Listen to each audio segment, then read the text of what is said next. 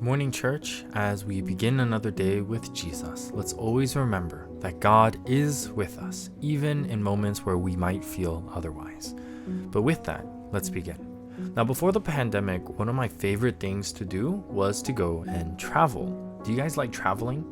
Now, traveling to a new place or even an old place always is just so fascinating and so exciting.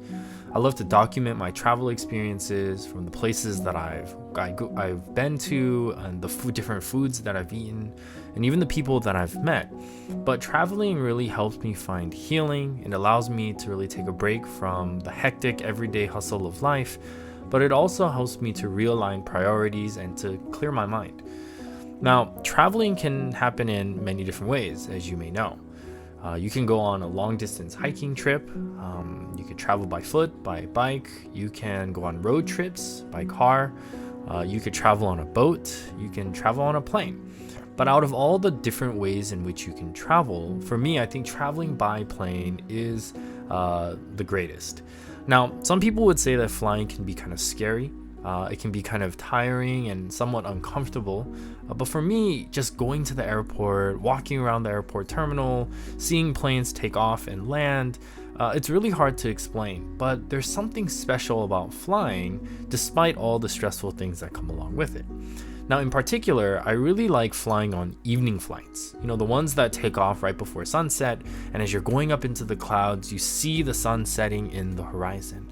And then there's something super beautiful and astounding to watch the world as it gets darker and darker, and as the sun disappears off into the horizon. You know, there are these clouds that you go past, and then once you get above the clouds, it's like a totally different universe, right? Flying at night for many is more tiring for them, but for me, it's really quite the adventure.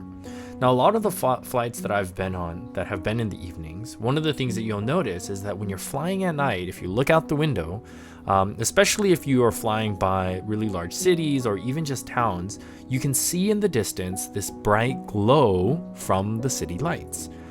So I guess when you're in the city, you don't really realize how bright the city lights are. And I'm sure you've maybe seen a picture of the world at night and you see how the light glows, and certain parts of the world are, darker than others. But when you're looking from a distance, especially on a plane, it's really cool to see this glow happening. Now, in most cases, light or the glow that we see cannot exist without a source. So when you see light or some glow in the distance, that most likely means it has to come from something. It's a source. For example, if I got lost in the wilderness and I'm trekking through the dark, if I saw light or a glow of some kind, it would be safe to say that probably the light or the glow is coming from a city, a town, or maybe even a village. But this light, this glow, when you look at it, you wouldn't necessarily say that it's not a part of the city, would you? Well, most likely you would say that the glow of the city is a part of what the city is, and it leads to that source, which is in this case, the city. Now, for the next few devotions, we're going to be looking at the book of Hebrews, and it's really interesting because this book helps us with two different things. One, it paints a picture of the reality of who Jesus is and that Jesus is God. And two, it challenges us today to stay faithful to Jesus and in this faith journey, because to do otherwise, to reject Jesus, would actually be more foolish to do. One thing that's debated about Hebrews is the authorship of who wrote the book of Hebrews. Traditionally, and maybe your Bible says that Paul wrote this book, but there's no introduction of who the author is. And if you know in other letters of Paul, he usually introduces himself, but we don't see that here. So we don't know who the author is, but what we do know is that the teachings and everything that we find in the book of Hebrews is credible because it lines up with the essence of the gospel message. Now, I just want to warn you straight up front that this book will be confusing, especially how quickly it moves and how it changes in thought. But I just want you to remember that the main point of the book of Hebrews is that Jesus is superior to all, and that a life with Jesus is totally worth it. Now, the book of Hebrews begins very strong, with a very extremely bold statement that becomes the foundation of everything else that we're going to talk about. Look at Hebrews chapter 1, verse 3. It says, "The Son is the radiance of God's glory and the exact representation of his being, sustaining all things by his powerful word. After he had provided purification for sins, he sat down at the right hand of the Majesty in heaven.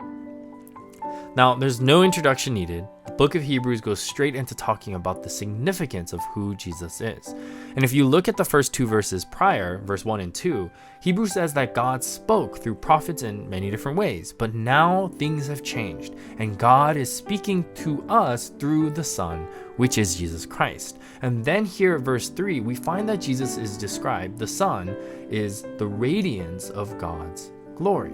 Now, this is huge because as Jewish Christians, many of these people listening would have held on to their old traditions. Yes, they believed in God. Yes, they now believed in Jesus.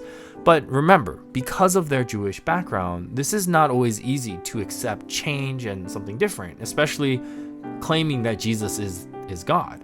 Now, I can imagine Hebrews being written in a way to kind of show proof and evidence that Jesus truly is who he said he was, that he is the Son of God, and that by looking at the life and the nature of Jesus, we can have a better picture and glimpse of who God is.